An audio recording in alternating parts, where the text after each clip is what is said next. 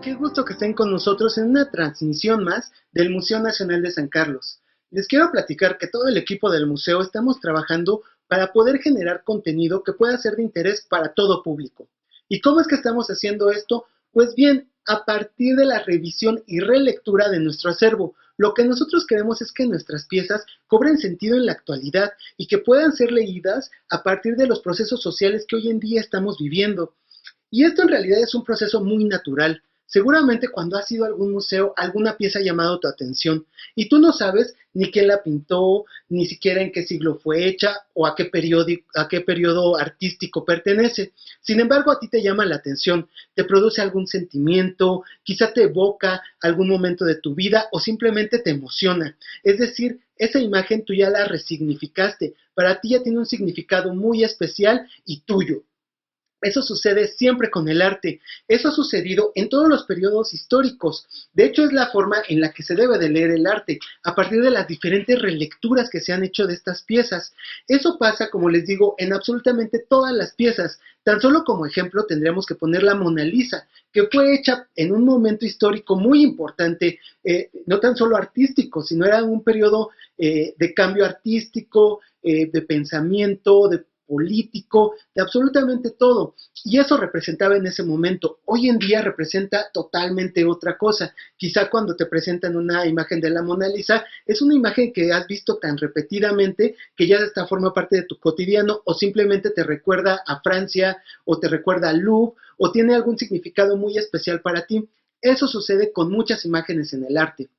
Una de estas imágenes es la de San Sebastián. San Sebastián ha sido representado desde el siglo V. Imagínate, hasta el día de hoy sigue siendo representado. ¿Cuántos artistas y cuántas obras hay referentes a San Sebastián? Pues bien, hoy en día vamos a ver cómo ha cambiado esta iconografía, pero sobre todo nos vamos a detener en un momento muy importante, que es el momento en el que San Sebastián se vuelve en el estandarte, en el santo de la comunidad LGBTIQA, que a partir de este momento solamente voy a abreviar como LGBT, porque si no, en lo que doy todas las siglas me voy a tardar muchísimo, entonces me voy a referir solamente como LGBT. Pues bien, seguramente te estarás preguntando, ¿cómo es que San Sebastián se vuelve el santo de esta comunidad? Pues bueno, esto va a tener mucho que ver con su historia, porque la forma de revisar a San Sebastián es saber cómo es que este santo fue torturado. A partir de esto nos damos cuenta que es una iconografía poderosísima para todos y que empiezan a utilizar. Pero para esto obviamente tenemos que saber quién fue San Sebastián. Pues bien, San Sebastián nace en el año 256 después de Cristo. Él desde muy pequeño empieza a incorporarse dentro del cristianismo. Hay que recordar que los primeros años en Roma, pues los cristianos eran perseguidos y pues no era una religión que pudieran profesar abiertamente, sino que lo tenían que hacer en secreto. En el año 283, San Sebastián decide incursionar en el ejército. Esto de alguna manera él quiere incursionar como parte pues de un plan. Él lo que quiere es inmiscuirse en el ejército para poder convencer a algunas personas que estén dentro del ejército a convertirse en cristianos.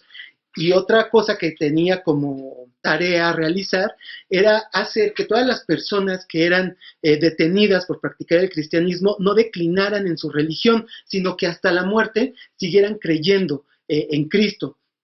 Esto obviamente va a llevar a San Sebastián a ser conocido en ciertos círculos, pero sobre todo algunas personas van a pensar que puede hacer milagros. Esto va a hacer que el gobernador de Roma lo mande a llamar para que lo ayude a componerse de una enfermedad, como realmente sí logra pues el cometido, que es recuperarse de la enfermedad, pues comienza a tener ciertos privilegios y otra vez pues gana aún más reconocimiento. Cuando este gobernador muere, toma posesión Diocleciano, y Diocleciano, al darse cuenta de la popularidad que tenía San Sebastián, lo sube de nivel, pero al poco tiempo, y como siempre pasa, lo descubre. Y Diocleciano se siente totalmente traicionado, porque obviamente él no sabía que San Sebastián era cristiano, y mucho menos lo que estaba haciendo, que era convertir a algunas personas dentro del ejército. Entonces, pues bueno, Diocleciano se siente tan traicionado por San Sebastián que lo manda a matar, pero no solamente quiere que lo maten, sino también quiere que lo ridiculicen. Por lo tanto, lo desnudan totalmente y lo amarran a un poste. Después vamos a ver que parece que este poste era un árbol y va a ser después representado, pero bueno, en este momento en un poste. Después le cae una lluvia de flechas que lo van a desangrar.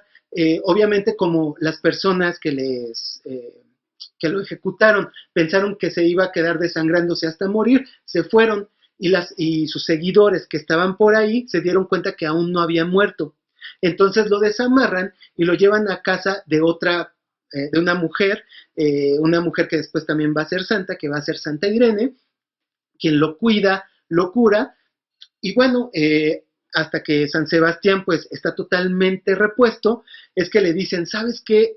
Ya pudiste sobrevivir a este ataque, vete de la ciudad y puedes seguir tú pues hablando acerca del cristianismo. Sin embargo, San Sebastián, aquí en un acto totalmente heroico, lo que hace es decir, no, yo me voy a enfrentar ante Diocleciano y le voy a reclamar el por qué nos trata así, por qué tenemos que huir, por qué me hizo esto incluso, por qué nos tiene que torturar, cuando lo único que queremos es profesar nuestra religión, cuando si tú me estás viendo como la otredad, ¿por qué tienes además que verme como la otredad, oprimirme de esta manera? Entonces, con este acto de valentía, pues realmente sí se enfrenta a Diocleciano, se para frente a él y le da todos estos reclamos. Diocleciano obviamente en un principio pues se espanta al verlo pues vivo porque pues él lo hacía muerto, pero después se enoja mucho porque se da cuenta que pues está perdiendo algo de poder, porque no solo sobrevivió, sino que le está reclamando y le está confrontando. Entonces pues otra vez manda a matarlo, pero esta vez a golpes. Y no solo a golpes, aquí Diocleciano se quiere asegurar de que su cuerpo no sea rescatado y lo lleva a unas fosas comunes, lo avienta en unas fosas comunes o una especie de cloacas dentro de la ciudad. Sin embargo, una mujer que se llama Lucina lo sueña y San Sebastián le dicen dónde está su cuerpo. Van a rescatarlo y lo llevan a unas catatumbas. En estas catatumbas yace el cuerpo de San Sebastián y hasta hoy en día estas catacumbas están abiertas y están muy cerca de la ciudad de Roma. Entonces, bueno, ahí empieza el culto a San Sebastián. Y aquí es en donde comenzamos a la parte artística de cómo se empieza a crear el culto a San Sebastián. Como ustedes sabrán, después la religión católica se convierte en la religión oficial y todos la tienen que profesar. Parte de esto va a hacer que surjan muchísimos pues iglesias en las ciudades y estas iglesias obviamente van a querer ser adornadas por retablos. Y aquí vamos a ver este primer retablo de San Sebastián, en donde, como se podrán dar cuenta, hay una iconografía totalmente diferente a la que hoy en día conocemos. Para empezar, San Sebastián aparece totalmente vestido. Y algo que también quiero resaltar en este momento es que San Sebastián aparece con la flecha y con un arco, que son pues los instrumentos con los que lo lastimaron. Sin embargo, como recordarán, San Sebastián no murió en este momento. Todos los santos que han sido representados los representan en el momento de su tortura y su muerte. San Sebastián no. San Sebastián va a ser representado en este momento porque representa la valentía. En los primeros años de la época medieval no va a ser uno de los santos más representados ni más referenciales, va a ser hasta después, va a ser con la aparición de la peste. ¿Y por qué? Porque él va a ser el representante pues de cómo los hombres querían apalear la peste. Él es el resguardo de las ciudades. De alguna manera, imagínense esta iconografía en donde él aparece con las flechas y las flechas representan las pestes y él es el receptor de las pestes y su cuerpo es el receptor de todas las enfermedades que puedan llegar. Entonces es como se le empieza a adorar como el santo de las pestes o contra las pestes más bien, y el receptor de todas las enfermedades que puedan llegar a las ciudades. Después vamos a pasar a una representación que a mí honestamente me llama mucho la atención y que quiero que veamos, que es durante el flamenco y sobre todo los primeros flamencos, que va a ser una obra que nosotros vamos a empezar a ver ya un cambio de la época medieval, sobre todo porque ya va a cobrar cierto realismo, que obviamente no es el realismo del renacentismo, pero vean los gestos, vean las caras, ya van a tener como una connotación más real, pero aquí ya se empieza a marcar esta idea del santo desnudo, del santo además que está siendo torturado, porque como hablábamos en un principio, pues las primeras representaciones de San Sebastián, pues no aparece torturado, más bien aparece con las armas con las que fue torturado. En este momento, con los flamencos ya empezamos a ver cómo San Sebastián comienza a ser representado torturado y sobre todo con esta idea ya un poco más acerca del realismo. Después vamos a pasar a un tercer periodo que va a ser el Renacimiento. Y aquí es donde vamos a consolidar un momento muy importante en la creación artística de las obras de San Sebastián, porque acuérdense que los artistas renacentistas se distinguen porque empezaron a hacer estudios anatómicos. Por primera vez tuvieron pues la suerte de ingresar a lugares donde podían ver la anatomía de los cuerpos. Y entonces también comenzaron a hacer dibujos desnudos. Pero ¿cómo las podían hacer si solamente tenían dos encargos, que eran las iglesias y por otro lado los comerciantes que tenían dinero y que podían mandar a hacer sus retratos, que obviamente pues es la clase burguesa que nace precisamente en el siglo XV y que se empieza como a expandir y a tener tanto dinero que quieren retratos, pero obviamente ellos no querían ser retratados desnudos, solamente querían ser que sus obras fueran veraces, y los artistas pues querían también hacer desnudos porque ya sabían hacerlos y porque se daban cuenta que la estética de los desnudos pues era maravillosa.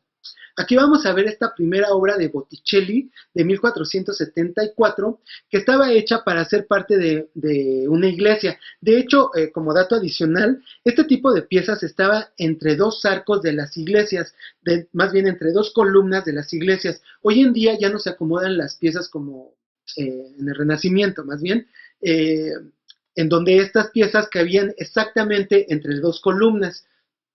Hoy en día ya no se utiliza eso, antes sí, por eso esta pieza vertical pues está hecha de esta manera.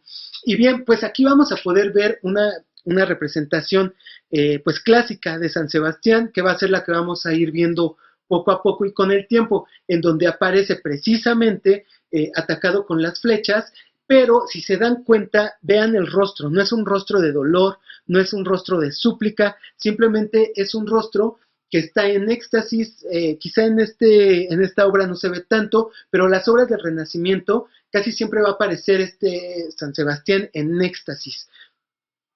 Aquí lo que cabe resaltar y lo que es más importante es la hechura del cuerpo. Vean cómo las proporciones ya son las ideales y cómo también ya hay cierta sensualidad también en la parte del cuerpo. Esto lo vamos a empezar a ver en el Renacimiento, después se va a diluir un poco, pero bueno, este es un primer momento en donde la figura de San Sebastián ya está más hecha, ya está más creada. Después veamos esta obra de Miguel Ángel, que es un fragmento del mural del Juicio Final que está en la Capilla Sixtina, en donde otra vez volvemos a ver a San Sebastián con este cuerpo, con esta anatomía muy pues clásica del Renacimiento, pero no aparece torturado, otra vez aparece con las flechas en la mano. Esta iconografía también va a ser importante porque nos habla de un héroe, ya no nos habla tanto como de un santo que fue torturado, sino que es un héroe que sobrevivió pues a una confrontación y aparte que tuvo este valor, ¿no? Después pasemos a esta obra de José de Rivera, El Españoleto. Esta pieza se encuentra en el Museo Nacional de San Carlos y ustedes, bueno, espero la hayan visto en alguna ocasión. El Españoleto se va a distinguir sobre todo por el claroscuro y aquí pues es una clara representación del claroscuro de este pintor valenciano. Si se dan cuenta, otra vez aparece San Sebastián, pero no en el momento del ataque, sino después, cuando es salvado. Y es que va a ser algo que va a suceder, sobre todo en esta época, en el tenebrismo, cuando la figura de San Sebastián ya va a ser tomada en diferentes facetas, no precisamente en el ataque y no precisamente sufriendo, sino que van a tratar de hacer diferentes representaciones. Sobre todo esto los pintores lo hacen para diversificar su obra, porque claro, no es la única versión que el Españoleto hizo muchísimas más. Pero bueno, aquí lo que tenemos que recalcar otra vez es el trabajo del cuerpo, pero sobre todo del claroscuro que le da más dramatismo a la escena. Después pasemos a esta obra de Schick, que a mí me parece interesante porque además de que está en el Museo del Prado, es el momento en el que comienza el romanticismo y esto va a influenciar muchísimo a todos los pintores italianos, sobre todo en la hechura del cuerpo y en las luces, que me parece una obra impresionante porque podemos ver cada músculo, pero sobre todo la sensualidad. Aquí ya es muy clara la sensualidad que está en el cuerpo y otra vez vean el rostro cómo está en éxtasis y cómo está mirando al cielo. Esto va a ser importantísimo para lo que viene en la configuración de las obras de San Sebastián. Después vemos esta obra de San Sebastián que está hecha al mármol y que bueno, representa otra vez el momento en el que es flechado, pero el rostro es definitivamente de éxtasis y podemos ver también esta belleza que existe y que da el mármol, ¿no? Esta sensualidad.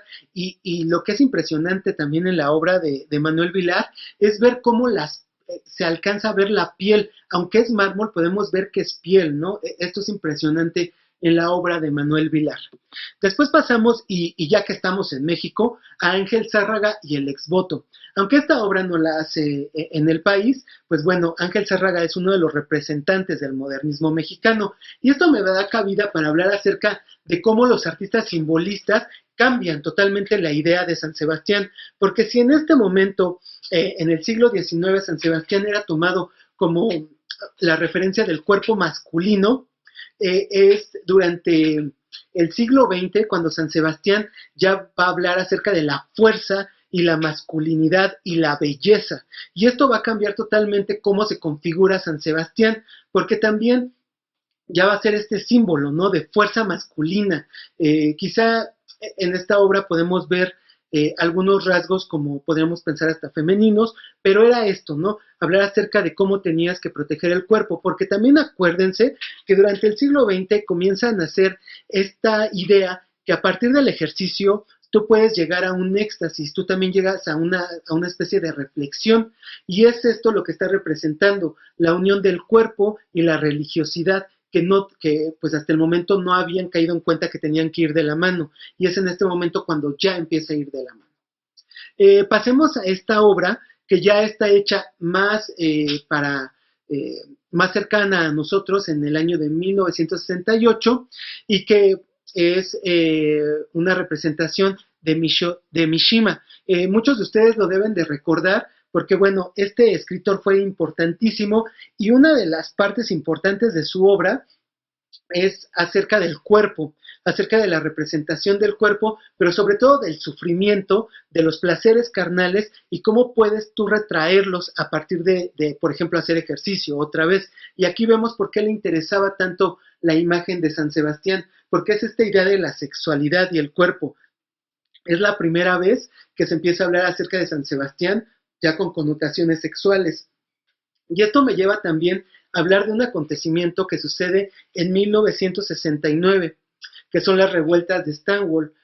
Esto es importantísimo porque es el primer momento en el que la comunidad LGBT pues se manifiesta para proclamar por sus derechos. En este momento es importante decir que los derechos que estaban pues pidiendo eran totalmente sexuales. Lo que ellos pedían era poder reunirse en lugares, concentrarse en lugares para tener encuentros sexuales, porque en ese momento los estaban cerrando, aparte de que se los llevaban detenidos. Y ellos por lo que proclamaban era por eso, porque querían que estos lugares siguieran abiertos. No era tanto por derechos civiles como tal. Esto va a suceder hasta después. Ahorita vamos a llegar a este momento. Pero bueno, me llama mucho la atención que Mishima está hablando de San Sebastián en este momento y un año después son las revueltas que van a cambiar totalmente pues la mentalidad de la comunidad LGBT y que por supuesto van a abrir la brecha a que suceda, por ejemplo,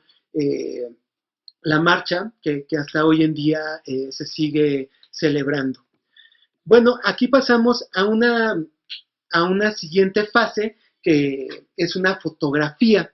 En esta fotografía ya vemos a un San Sebastián totalmente sensual y ya con una estética, pues podríamos decir gay. Y esto sucede porque hay que recordar que en los años 80 aparece el virus del VIH y nadie sabía qué estaba sucediendo. De hecho, todo mundo está conmocionado con lo que está pasando. Y uno de los sectores mayor o que más fueron afectados fue justamente la comunidad LGBT. Y aquí es bien interesante porque todos los que formaban parte de la comunidad habían sido exiliados de la sociedad. De hecho, yo les recomiendo que si quisieran como empaparse un poquito más del tema, vean una película que se llama Paris is Burning. Eh, es una película que se encuentra en todas las plataformas y en donde ustedes podrán ver cómo es que se van conformando pues las comunidades de personas LGBT que fueron desplazadas de sus familias o de la sociedad y cómo encuentran y se hacen familias. Y estas familias tienen como ciertos rituales y tienen una cierta forma de organizarse diferentes porque, claro, pues fueron pues expulsados totalmente de la sociedad. Y bueno, en esa película van a poder ver cómo cuando aparece el VIH muchas personas se van muriendo. Y aquí se hace evidente que hace falta derechos civiles, que hacen falta que tengan un reconocimiento y que si no tienen esto no van a poder ser atendidos y claro, pues van a seguir muriendo. Y aquí se ve el rechazo de las autoridades, pero también el rechazo de una sociedad. Y por eso es tan importante hablar acerca de los derechos civiles de la comunidad LGBT.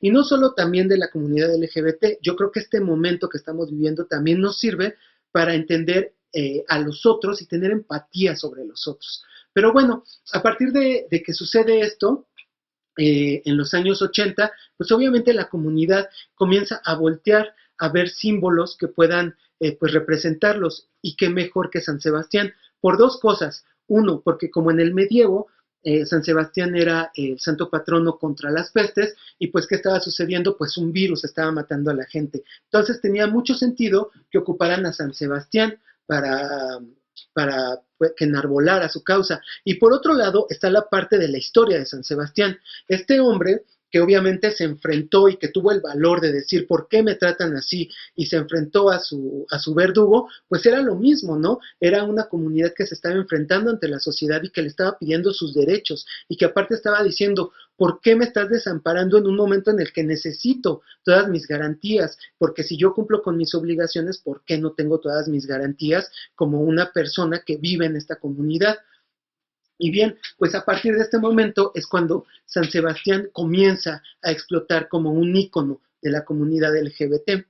Después vamos a ver, obviamente, este tipo de representaciones en donde ya aparece un hombre musculoso, sensual, y aquí ya va a tener otras connotaciones el cuerpo de San Sebastián, porque también va a hablar acerca de un hombre que es penetrado por las flechas y que es torturado. Incluso ya representaciones más contemporáneas hablan acerca del sadomasoquismo, pero bueno, claro, tenemos que hablar en este momento de por qué es importante la imagen de San Sebastián para una comunidad, ¿no? Para una comunidad aparte que ha sido históricamente atacada. Finalmente, voy a terminar con esta fotografía de una drag queen que se llama Aquaria y que participó en un programa que se llama RuPaul Drag Race, que precisamente pues es un programa de drag queens y que se ha vuelto también en un emblema de la comunidad LGBT y en donde vemos cómo otra vez una drag ocupa la iconografía de San Sebastián ya bajo otros términos, pero es la misma iconografía. Es importante, por eso les digo, que revisemos de dónde vienen todas estas obras de arte y hasta dónde han llegado y las posibilidades que también tienen para generar nuevos discursos, porque la idea del arte es esa, siempre tenemos que voltear a verlo para generar nuevos discursos y entendernos como sociedad, esa es la función del arte. Y hoy, precisamente, que es el Día Internacional contra la Homofobia, la Transfobia y la Bifobia, tenemos que ocupar este tipo de imágenes para tratar de entendernos de dónde venimos y hacia dónde vamos. A mí me parece increíble que podamos hacer esto y configurar discursos a partir de, del acervo que tenemos en el Museo Nacional, porque es la manera en la que podemos vincularnos con procesos sociales que están ocurriendo hoy en día y que también podemos identificarnos, ¿no? Y que podemos decir, mira, puedo ocupar esto y lo puedo llevar a mi realidad. Y yo creo que más que nada hoy en día que estamos viviendo esta pandemia, tenemos que volver a voltearnos a los ojos, tenemos que volver a reconocernos en el otro y darnos cuenta que nuestras diferencias es lo que hace grande a una comunidad y que en la medida en la que nos respetemos y en la medida en la que nos sepamos y que sobre todo tengamos empatía, porque creo que es lo que más se ha perdido y es el mensaje final que quisiera dar con esta plática. Que es el momento ideal para generar empatía entre los otros. Y ojalá que nosotros como museo podamos cooperar en seguir creando empatía entre todos los seres humanos que vivimos en la sociedad. Pues bueno, esto sería todo. Muchísimas gracias. Yo sé que esto fue una cosa muy amplia y muy rápida, pero bueno, no queríamos dejar pasar la oportunidad de hablar de este santo, de hablar de las obras que tenemos en el museo, pero sobre todo de hablar de este día tan importante para seguir entendiéndonos y viviendo como comunidad. Muchísimas gracias y hasta luego.